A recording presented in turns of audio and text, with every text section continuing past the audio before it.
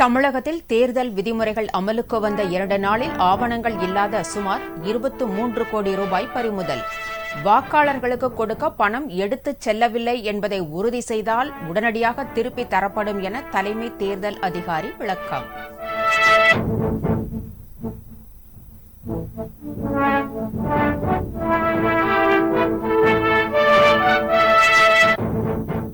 திமுக சார்பில் விருப்ப மனு அளித்தவர்களிடம் முதலமைச்சர் ஸ்டாலின் நேர்காணல். வேட்பாளர் யாராக இருந்தாலும் வெற்றிக்கு உழைக்க வேண்டும் என அறிவுரை.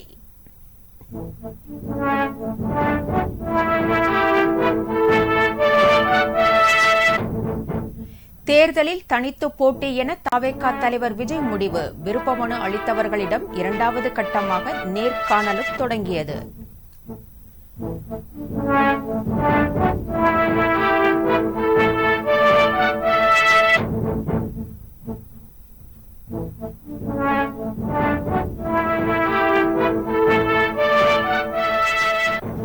தம்மை அரசியலுக்கு வரவிடாமல் திமுக மிரட்டியதாக நடிகை விஜய் கட்சி நிர்வாகி ஆதவ் அர்ஜுனாவின் குற்றச்சாட்டு உண்மைக்கு மாறானது என நடிகர் ரஜினிகாந்த் மறுப்பு.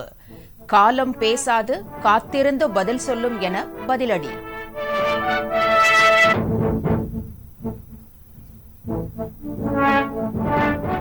புதுச்சேரியில் தேசிய ஜனநாயக கூட்டணியில் இருந்து என்ஆர் காங்கிரஸ் விலகுவதாக தகவல். திமுக காங்கிரஸ் தொகுதி பங்கீட்டு பேச்சிலும் இழுபறி.